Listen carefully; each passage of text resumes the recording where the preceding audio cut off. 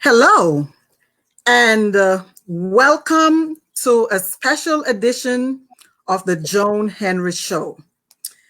Ladies and gentlemen, this is a show that you really don't want to miss. I'm going to wait for a few folks to jump in. And before we start this amazing broadcast, because this story here tonight is going to be so powerful. And when I said powerful, I mean powerful in every sense of the word. This story here is so powerful. I couldn't help but reaching out to this young lady to ask her to share her message on this platform. So let me just wait a few more seconds just to give folks a few minutes to join in. And yes, I really hope that you guys are having a great day so far, and I hope that you're staying, following your stay-at-home orders. Okay, so tonight, special edition of the Joan Henry Show. I'm going to be talking with the amazing Shakeema Shepherd. And let me tell you something, guys. This is the kind of person that one would call a light in the dark place, a vessel of hope, a living proof that God is still in the blessing business. Her story should motivate you. Her story should give you hope. Her story should help you to see that when you have faith as small as a mustard seed, you can overcome anything. Hello, beautiful Shakeema Shepherd, and welcome to the Joan Henry Show. How are you doing today? Hi, Joan. I am so amazing. It's so amazing to be on the show. Thank you so much for the invite. I am truly blessed. I'm honored. I'm overwhelmed. I'm overjoyed. And most of all, I'm just really thankful. I'm thankful to you. I'm thankful to God for even opening up the doors for us to even connect with one another. So I'm really excited about today. Oh, okay, awesome. Because, this morning, like I was sharing with you, I woke up and I was just scanning through my Facebook page and I saw something about your story that someone posted, and it just really got my attention. I mean, I watched the entire thing until the end, and I said, you know what, I'm going to reach out to her to see if she would, just share her story with my audience so my audience could share with their audience.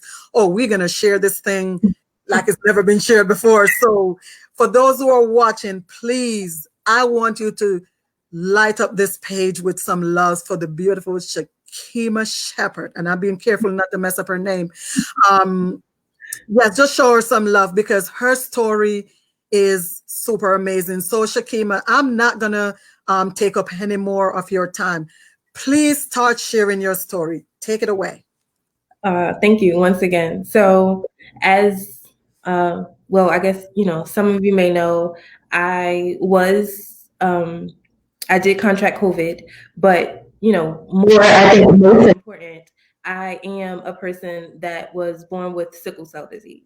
So for those of you that don't know what sickle cell is, it is basically when your blood cells are no longer a circular shape, but they form into a crescent. And, that causes a lot of complications, pain, crises, just you can have strokes and just different things like that. So I've experienced sickle cell for all 35 years of my life.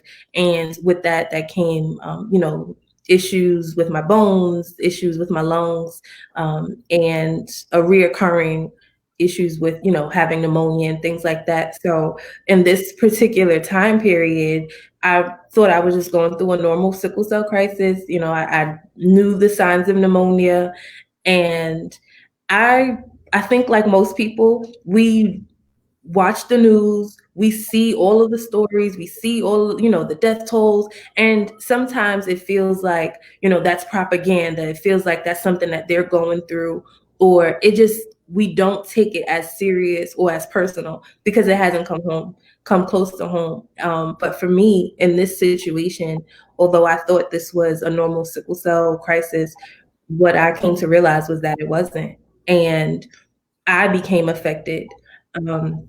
Like I said, I had contracted pneumonia, and through the complications, my doctor told me that I had contracted COVID as well. And I could barely breathe. I was, suffocating. And it was to the point where my doctor told me that if things don't turn around, they're going to have to incubate me and I'll be put on a ventilator. So we weren't sure, what was going to happen, but my doctor was concerned. And, when you have a medical professional that's concerned, you then become concerned.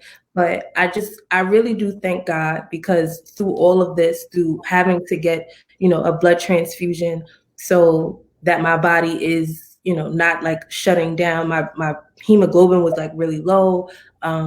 And then after getting the transfusion, I had to get a blood exchange so that I wouldn't have a heart attack. And through all of this, the only thing that I realized that I could do was trust God, because I had no other option, right? I'm unfortunately, with the way this pandemic is, you have to isolate yourself. And me being alone and scared, it was like, Lord, you're the only option I have, because the most the doctors could do was give me antibiotics, and that was it. you know so I was in the hospital for about 12 days, and in that time, God gave me to share my story. And I had no idea why, right? Like I was like, Lord, I'm just a regular girl. I'm a girl, a brown skinned girl from the projects in the Bronx. Like, I didn't really look at myself as a person who had a story. But, God told me, share your story. And I was obedient. But in that time of sharing my story, I became ashamed, like this overwhelming feeling of fear, of being isolated, and then being ashamed, like I had did something wrong because I contracted this disease. And with all of those emotions, I think naturally you would want to just retreat and do the opposite of what God instructed you to do. But, I thank God for just him and feeling his presence, and having that relationship with him, and being able to trust him regardless of what the doctors say, regardless of the feelings that I had, just being able to trust him. And I was blessed to make it home. And it was exciting to be home, and I just was overwhelmed with joy. And if I can give any message to anyone that's listening, or that's going to, is you have to fight, but know that you're not fighting alone, because you're fighting with God, and God is fighting for you. But there is a part that we have to play. And that was one of the things that I realized, is I had to be willing to fight and allow God to do the rest. So, but I'm excited to have beat this thing. Like, people are beating it. I know what the numbers say, I know what the news says, but we're beating COVID. Like, God is greater than COVID, and we're winning. So, this too shall pass, but we just have to keep the faith, and we have to keep fighting. So, as you lay there in your hospital bed, what was that one thing or that person that came to mind, and that, look, I'm going to have to fight like my life really depended on this thing? What was that like? That was me having an 8-year-old son and being a single mom.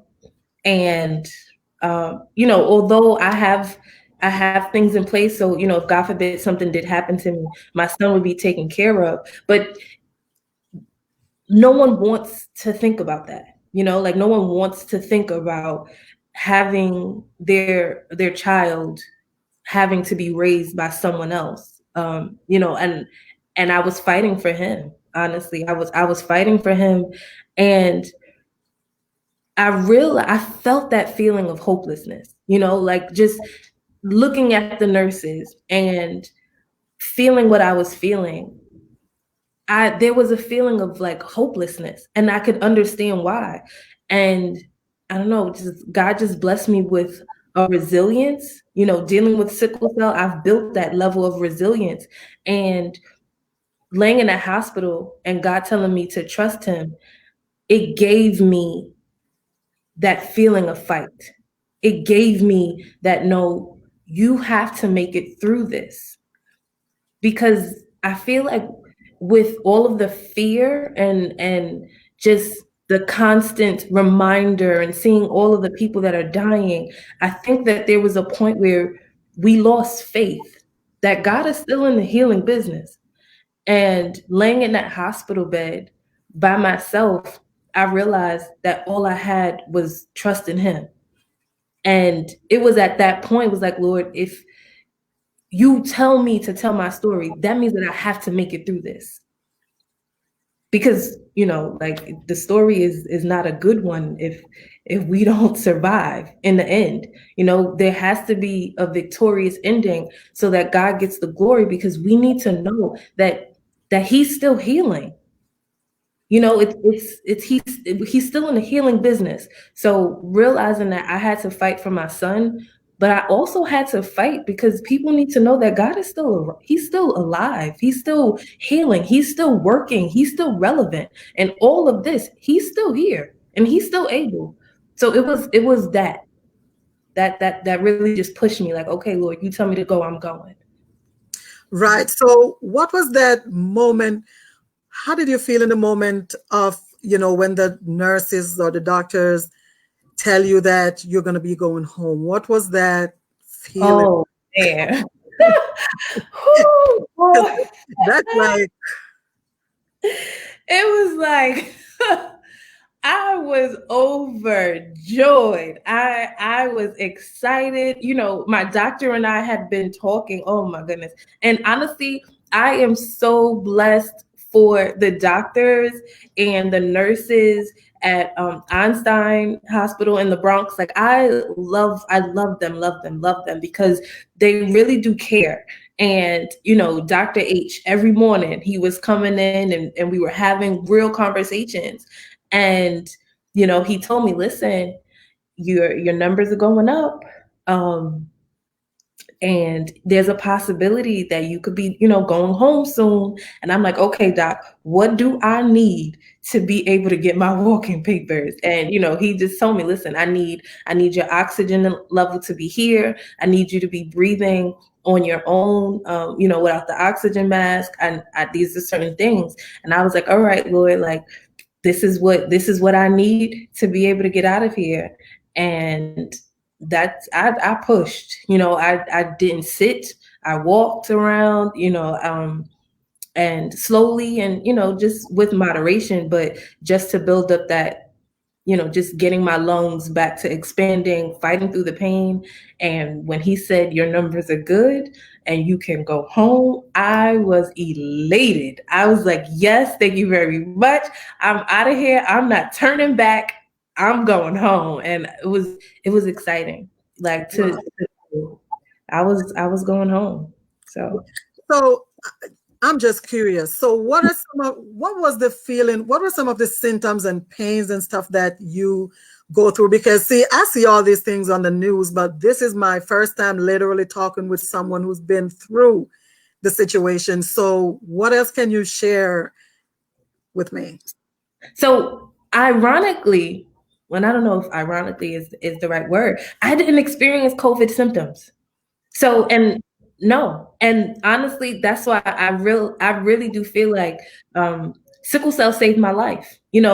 Sickle cell was the thorn in my side. Like, if any of you are familiar with Paul's biblical story, and he has a thorn in his side, and it is like, I have to deal with this thing, right? I have to deal with it. And because of sickle cell, that's how I knew I had pneumonia, but I had no signs of no typical signs of COVID. I wasn't vomiting. I didn't have diarrhea. I wasn't like coughing a lot. I did have chest pains and I had chills, but none of the typical signs that if I went into the hospital, they would have said, okay, we're going to treat you for COVID. The only thing I had was a pre-existing condition, which is sickle cell and pneumonia. And I knew I had pneumonia. And when I went into the hospital, I informed the doctors of that. Listen, I have pneumonia and I have a history of acute chest.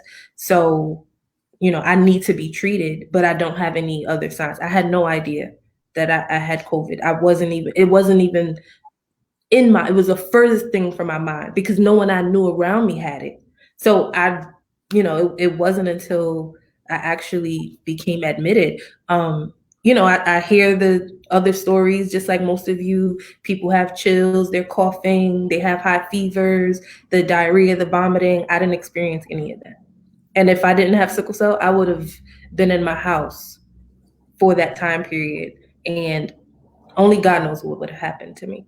Well, God's timing is everything. So there, because this thing is so worldwide, there may be someone watching who is probably in the recovery stage, or they may have someone who's currently in the hospital. What words would you share with those persons watching right now? How would you encourage that person so that they could either encourage themselves or encourage the family member or friend who's dealing with this COVID-19? I would definitely tell them to pray and pray for strength, pray for courage, and pray for wisdom. And that's the first thing, opening the door and having that conversation with God. I'm a firm believer in God. Like that's the only reason why I'm here. And to me it's undeniable because the doctors didn't even know what to do. It was only God that brought me through that. So that's the first thing I would say is definitely pray, but pray and be proactive, right? With this beast, you have to force yourself to breathe. And when I was in the hospital, breathing was hard. It was painful. And as crazy as it may sound, I didn't want to breathe because it hurt so bad. So for people that are in there, you have to fight. It's a mental toughness. I know that there's a part of this disease where it gets so bad that you feel hopeless and you are prepared to give up, but you can't. You can't give up. You have to, if even if it's just that little mustard seed of faith, you have to hold on to that and you have to keep pushing. You have to keep fighting and you have to keep doing the necessary things. You have to, take those deep breaths. You have to get up. You have to move. You have to push yourself through the pain. Take the Tylenol if you have the fever. Drink a lot of fluids. One of the things that I did was I drank a lot of tea, at 3-4 cups of tea a day to break up that mucus, so it wasn't just sitting like solid in my lungs. Breaking up that mucus, taking those deep breaths, walking around, and deciding that God wasn't ready to take me, so I wasn't going to lay there and give up. And that's the decision that you have to make. If God is not ready to take you, then don't just lay there and give up. And don't become so overwhelmed by all of the deaths. I don't know what God's plan is, but I knew that his plan wasn't to take me from this earth. Not yet. So keep fighting. Wow, definitely that's all one could do in these days is to just keep fighting. So what's next for Shakeema? What's your next move after surviving, beating, kicking COVID in the butt? What's next for you? What's next for me is beating poverty. That's one of the other things that God has given me, he's assigned me to do, is to fight those that generational poverty. I am a licensed financial professional. I'm an insurance agent, so I love working with people, working with families, helping them to set up a wealth plan for themselves, their children, and their children's children, and really just spreading that information about how we can actually build generational wealth, especially in our community. So COVID did not win. He still has a work for me. So now it's time to break the generational curse of poverty. So I'm excited about my assignment. I'm excited about what God wants me to do. Amen. So I thank you so much, Shakeema, for just bringing your story to my network for my viewers. I wish you continued success with your health. Continue to stay Thank you. safe, continue to stay blessed, continue to acknowledge and know that you didn't do this by yourself, that there's a God somewhere that helped you through this. And that is one of Yeah. the things that I like about yours. You did not try to give the doctors credit. Yes, they did what they had to do, but that was through divine orders.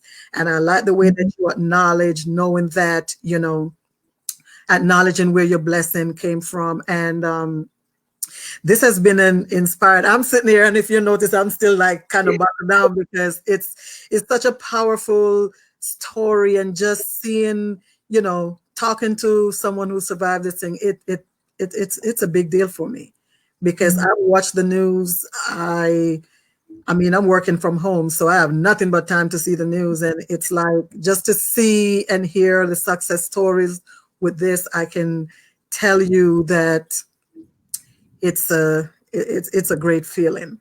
So Mhm. I thank you so much, and let me see if there's anyone else who's on here, if they may have any question or any comment for you. Yeah, I see folks. Thank you, Jennifer. Thank you, Miss Crawford. And I know that you will check your messages once we are done. And viewers, thank you so much for taking time out of your busy Friday, because Mhm. in spite of all things, it is Good Friday night. So to really tune into us, thank you again, Shakeema, for sharing your story.